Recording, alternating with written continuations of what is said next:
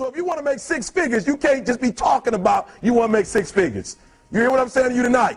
If you do the 3 things I tell you to do tonight, I guarantee you, whatever it is you want to do in life, you'll be able to do. You will be able to accomplish whatever you want to academically, financially, relationally, whatever. So 3 things.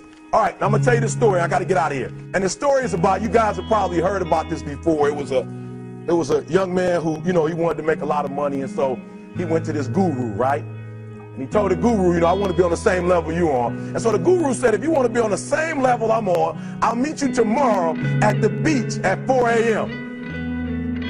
He like, the beach? I said, I want to make money. I don't want to swim. Guru said, if you want to make money, I'll meet you tomorrow, 4 a.m. So the young man got there at 4 a.m. He all ready to rock and roll, got on the suit. He should have wore shorts. The old man grabs his hand and said, how bad do you want to be successful? He said, real bad. He said, walk on out in the water. So he walks out into the water. Watch this. When he walks out into the water, it goes waist deep. So he's like, this guy crazy. Adrian, he's like, I want to make money. He got me out here swimming. I didn't ask to be a lifeguard. I want to make money. He got me in. So he said, come out a little further. Walked out a little further. Then he had it right around this area, the shoulder area. So this old man crazy. He's making money, but he crazy. He said, come on out a little further. Came out a little further. It was right at his mouth. My man like, I'm about to go back in here. This guy is mine. So the old man said, I thought you said you wanted to be successful. He said, I do. He said, walk a little further. He came, dropped his head in, held him down, hold him down. My man getting scratching, holding him down. I got you. I know you brushed it out, but I got you. He had him held down. I need you for an illustration. He had him held down. Just before my man was about to pass out, he raised him up. He said, I got a question for you. Somebody answer the question for me. He said, when you were underwater, what did you want to do? Lee, I'm looking for a different word though than lip. What's that word? He said, I wanted to breathe. He told the guy, he said, when you want to succeed as bad as you want to breathe, then you'll be successful. I don't know how many of y'all got asthma in here today, but if you ever had an asthma attack before, you short of breath, SOB, shortness of breath, you wheezing. The only thing you trying to do is get some air. You don't care about no basketball game. You don't care what's on TV. You don't care about nobody calling you. You don't care about a party. The only thing you care about when you're trying to breathe is to get some fresh air. That's it. And when you get to the point where all you want to do is be successful as bad as you want to breathe, then you'll be successful. And I'm here to tell you, number one, that most of you say you want to be successful, but you don't want it bad. You just kind of want it. You don't want it badder than you want to party. You don't want it as much as you want to be cool. Most of you don't want success as much as you want to sleep.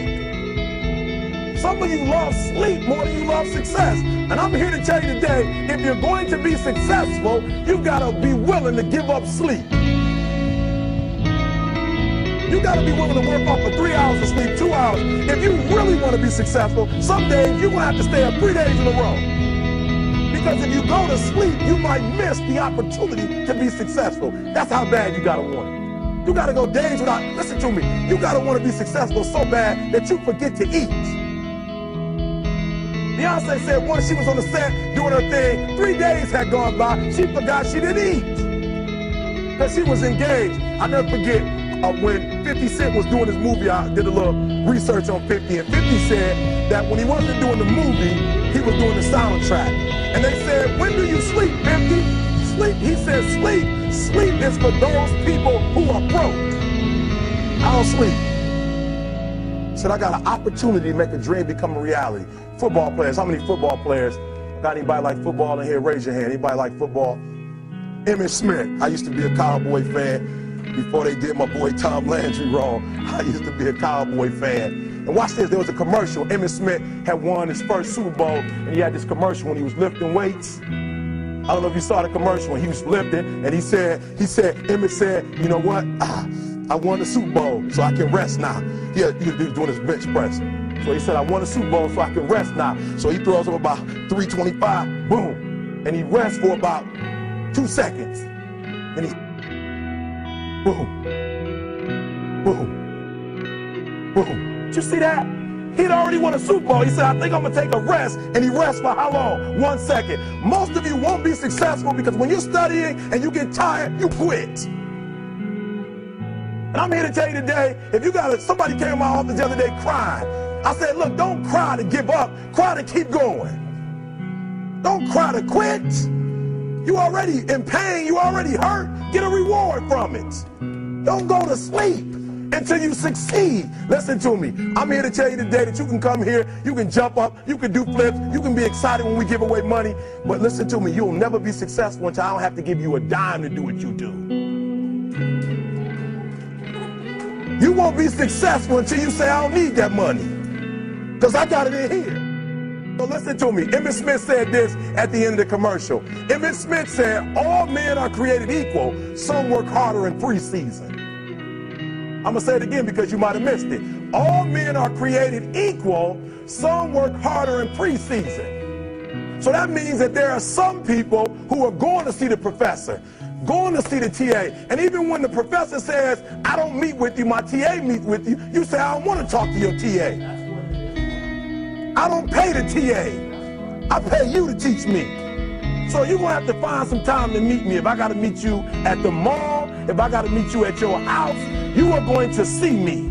Listen to me. All men are created equal. Some work hard in preseason. When I went to college, guys were way smarter than me. 4.0s, 3.0s. They went to the Ivy League high schools, came to Oakwood from these great high schools. Most of them are not doing what I'm doing. Why? Because it's not about where you come from. It's about heart. You come to a place where, being smart ain't enough.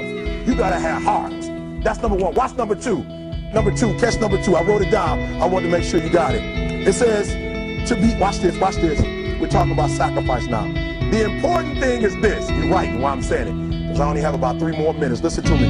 The most important thing is this.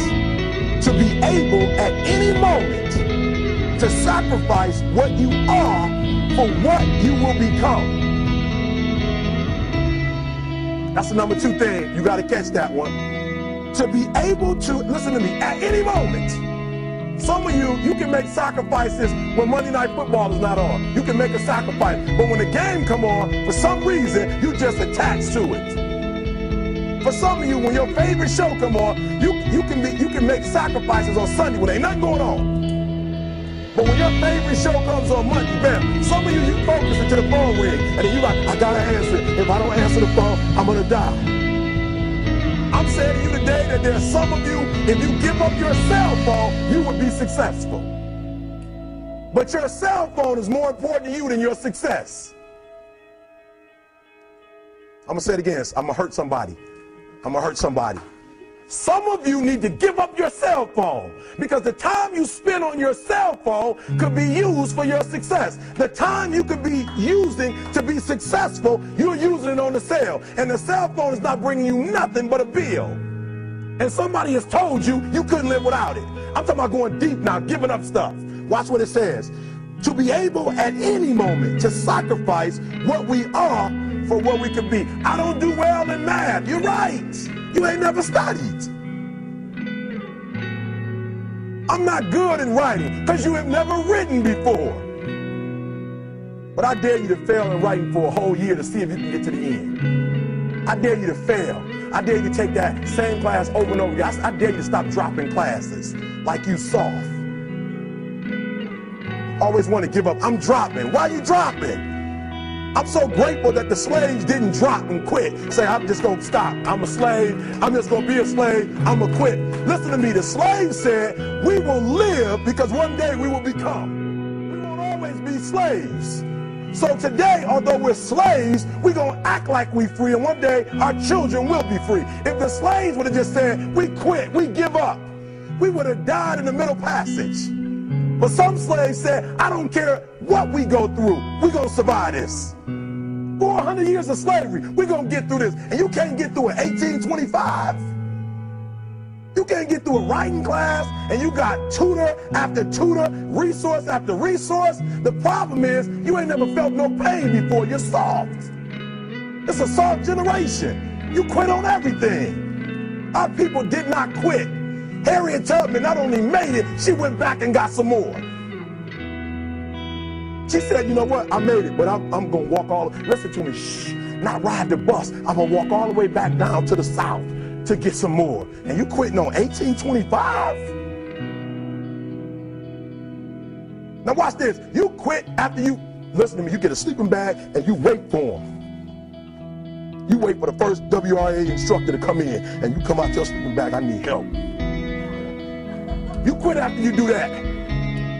You quit after you had, listen to me, a WRA party. I'm having a party. Everybody come over. I got food, everything. And let them get over there. Let it be all the best writers. All right, I fooled y'all. I want to have a writing party.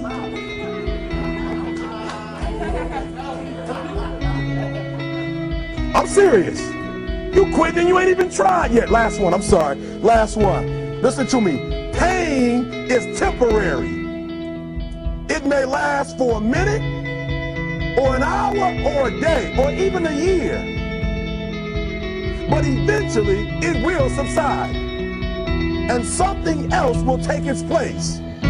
If I quit, however, it will last forever. Listen to me, I'm telling you as I leave. I'm telling you as I leave, I was homeless for 2.5 years. And the problem with most of you never felt no pain before. Y'all spoiled. Y'all spoiled. Some of y'all spoiled, just bottom line. Your parents have done everything for you.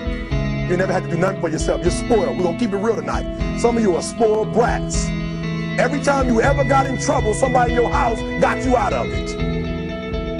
Every time you've done something you're not supposed to do, people say, Eric, your mother's a tyrant. You're right.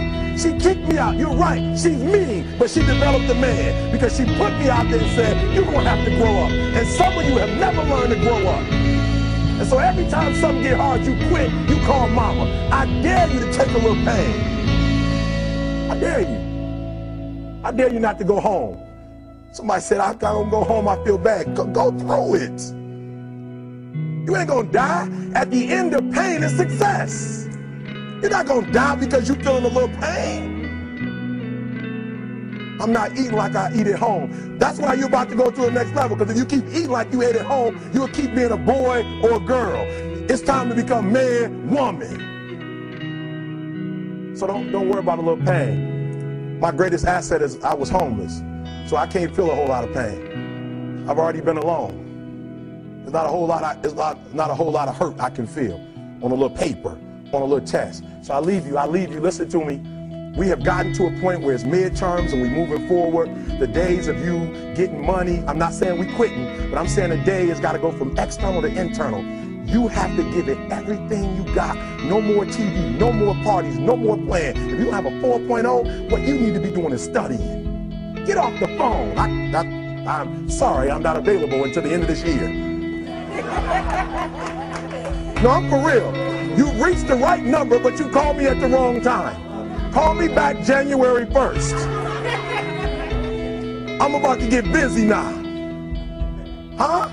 I want you to have a countdown of your own and say when the countdown is over, we're the real, watch me, because when I was homeless, I knew something was wrong. I knew that wasn't the best of me. And one day I said, will the real Eric Thomas please stand up?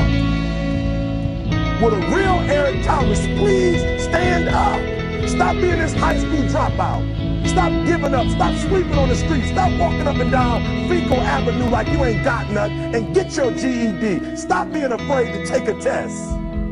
Stop being afraid to go to college because your daddy didn't go and your mama didn't go. Stop being afraid and be the best Eric Thomas you can be. But listen to me, it's going to be hard. It took me 12 years to get a 4-year degree, but I got it. And guess what? On a degree, it don't have dates. So if it took you 4 and it took me 12, it don't show up nowhere. But I'm exactly where I wanted to be because I realized I got to commit my very being to this thing. I gotta breathe it, I gotta eat it, I gotta sleep it. And until you get there, you'll never be successful in life. But once you get there, I guarantee you, the world is yours. So work hard and you can have whatever it is you want. Thank you guys for your time.